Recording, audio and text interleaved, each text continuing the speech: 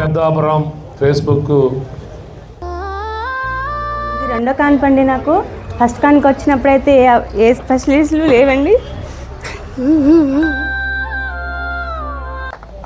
మాతృత్వం అంటే ప్రతి ఒక్కరూ కూడా తల్లి కడుపులోంచి రావాల్సిందే. పెద్దాపురంలో పుట్టిన వ్యక్తిగా నేను చాలా గర్వపడుతున్నాను. యాక్చువల్గా మన పెద్దాపురం గ్రూప్ అనేది గత 12 సంవత్సరాల నుంచి అనేక సేవా కార్యక్రమాలు చేస్తుందండి. పెద్దాపురం పట్టణ పరిసర ప్రాంతాల్లో జరిగే సంఘటనలు, ప్రజల సమస్యలు, సామాజిక కార్యక్రమాలు ఇవన్నీ ఒకే చోట తెలుసుకోవాలంటే ఇప్పుడు చాలామంది మొగ్గు చూపుతున్న వేదిక ఫేస్బుక్లోని ఒక ప్రత్యేక పేజీ. అదే పెద్దాపురం ఫేస్బుక్. ఇది సాధారణ పుస్తకం కాదు. పెద్దాపురం ప్రాంతానికి చెందిన ప్రజలకు సమాచారాన్ని అందించే ఒక సోషల్ మీడియా వేదికగా ఇది ప్రసిద్ధి చెందింది. పట్టణంలో జరిగే చిన్న పెద్ద సంఘటనల నుంచి ప్రజా సమస్యల వరకు అనేక విషయాలను ఈ పేజ్ ద్వారా వెలుగులోకి వస్తుంటాయి. ఆంధ్రప్రదేశ్లోని పెద్దాపురం పట్టణం మరియు చుట్టుపక్కల గ్రామాల్లో జరుగుతున్న సంఘటనలను వెంటనే ప్రజలకు చేరవేయడం ఈ పేజీ ప్రధాన లక్ష్యంగా ఉంది. ప్రమాదాలు, సామాజిక కార్యక్రమాలు, రాజకీయ పరిణామాలు వంటి వార్తలు తరచూ పోస్టుల రూపంలో ఇక్కడ కనిపిస్తుంటాయి. దీంతో స్థానిక ప్రజలకు ఇది ఒక వేగవంతమైన సమాచార వేదికగా మారింది.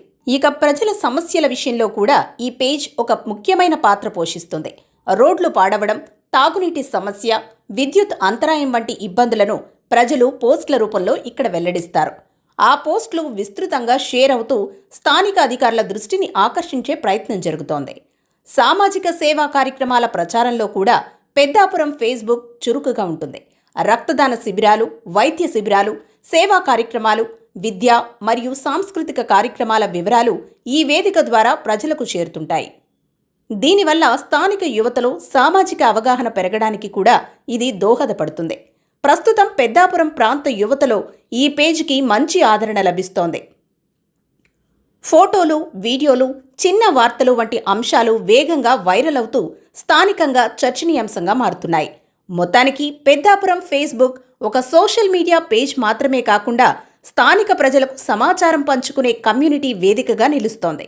పెద్దాపురం ప్రాంతంలో జరుగుతున్న విషయాలను త్వరగా తెలుసుకోవాలనుకునే వారికి ఇది ఒక కీలక సమాచార కేంద్రంగా మారిందని చెప్పాలి. ఇక్కడ నేను గర్భిణీ స్త్రీగా ఇక్కడ ఆహ్వానం పొందినందుకు నాకు చాలా ఆనందంగా ఉంది.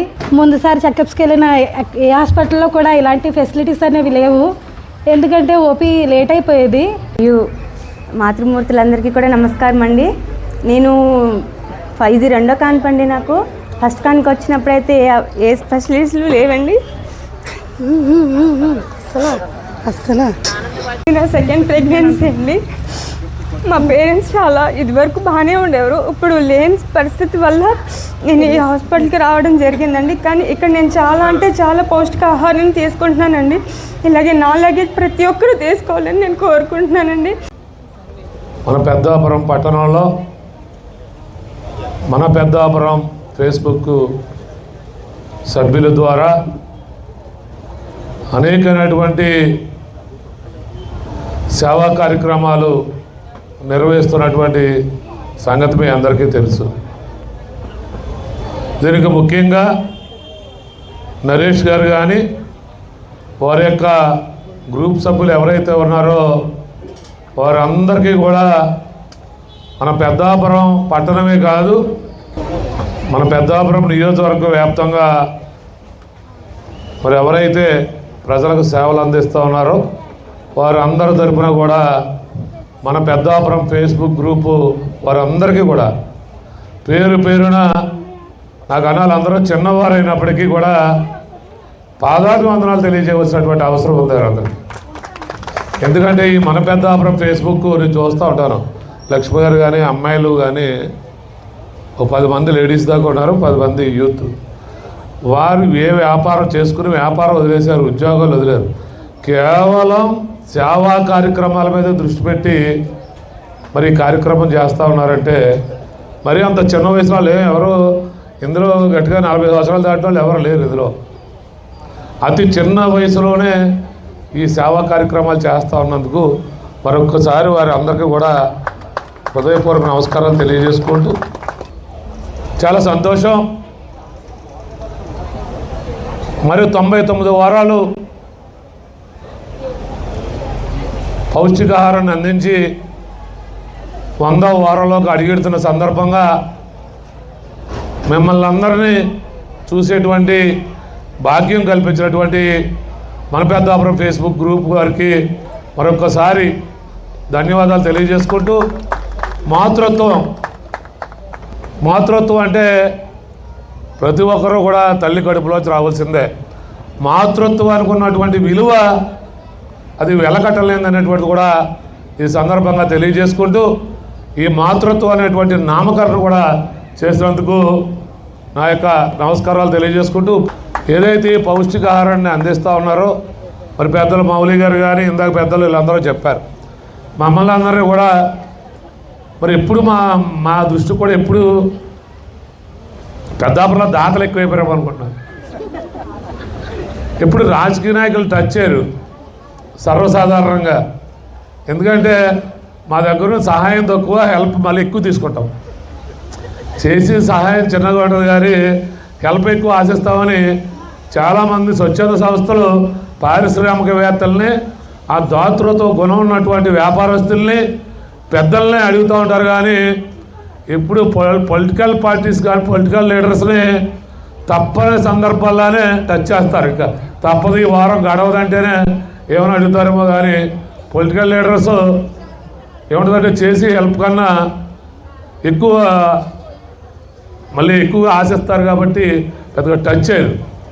కాబట్టి ఇప్పుడు ఉన్నటువంటి యువతరం అటువంటిది కాదు. కాబట్టి దయచేసి మమ్మల్ని అందరినీ కూడా ఇటువంటి కార్యక్రమాల్లో భాగస్వాములు చేయాలనేటువంటిది మనస్ఫూర్తిగా మన పెద్దాపురం ఫేస్బుక్ వారిని కోరుకుంటూ, యాక్చువల్గా మన పెద్దాపురం గ్రూప్ అనేది గత 12 సంవత్సరాల నుంచి అనేక సేవా కార్యక్రమాలు చేస్తుందండి. ముఖ్యంగా ప్రభుత్వ ఆసుపత్రికి ఏదైనా అవసరం అయితే దాన్ని ఇవ్వడం జరుగుతుంది.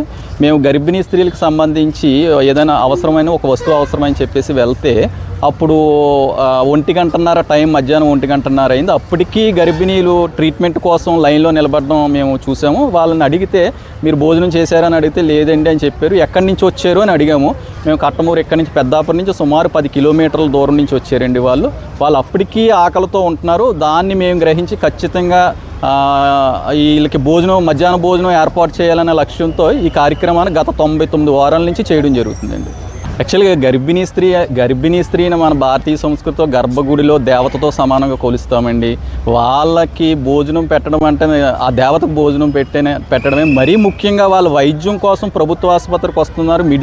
బిలో మిడిల్ క్లాస్ ఫ్యామిలీస్ వస్తారు. వాళ్ళ ఇంటికి వెళ్ళే వరకు భోజనం చేయకుండా ఉంటున్నారు. తల్లి బిడ్డ ఇద్దరు ఆకలితో ఉండడం మేము గ్రహించాం. వాళ్ళకి ఖచ్చితంగా భోజనం ఏర్పాటు చేయాలి. వ్యయ ప్రయాసాలతో కూడుకున్నదైనా సరే ఖచ్చితంగా భోజనం ఏర్పాటు చేయాలని దాతల సహకారంతో కేవలం భోజనమే కాకుండా న్యూట్రిషన్ ఫుడ్ని అందిస్తున్నామండి. ఫ్రూట్స్, డ్రై ఫ్రూట్స్, మొత్తం ఒక గర్భిణీకి కావాల్సిన ఫ్రూట్స్ ఏమేమి కావాలన్నది డాక్టర్ సహకారం తీసుకుని వాళ్ళకి ఆ ఐటమ్స్ ఉండేలాగా ఏర్పాటు చేస్తున్నామండి గత 99 వారాల నుంచి. యాక్చువల్గా కంటికి కనబడిన సమస్యలు చాలా ఉంటాయండి. దాంట్లో ప్రధానమైన సమస్య ఆకలి ఎవరికి కనిపించదు. అది కంటితో చూస్తేనే కానీ అది ఎవరికి కనిపించదు. గర్భిణీలు ప్రతి నెలవారీ వైద్యం కోసం వచ్చే గర్భిణీలు చాలా ఆకలితో ఉంటున్నారండి. బహుశా ఇది ఎవరు గ్రహించి ఉండరు. కాబట్టి వాళ్ళకి కడుపు నిండా అన్నం పెట్టాలనే ఆలోచన మన పెద్దాపురం గ్రూప్ రాష్ట్రంలో మొదటిసారిగా చేసింది.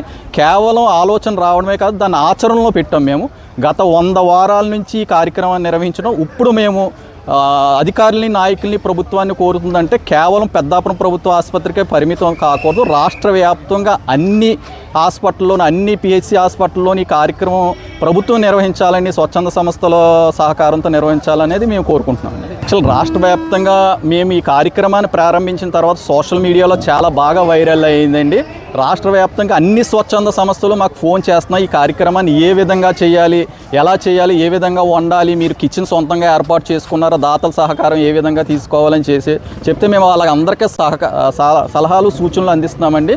ఖచ్చితంగా యువత, రాష్ట్రంలో ఉన్న యువత, ముఖ్యంగా స్వచ్ఛంద సంస్థలు ముందుకొచ్చి మీ ఏరియాలో ఉన్న ఆసుపత్రుల్లో నెలవారీ వైద్యం కోసం వచ్చే గర్భిణీలకు న్యూట్రిషన్ ఫుడ్ అందించాలని ఈ సందర్భంగా మన పెద్దాపురం గ్రూప్ తరఫున తెలియపరుస్తున్నాం. ఓకే.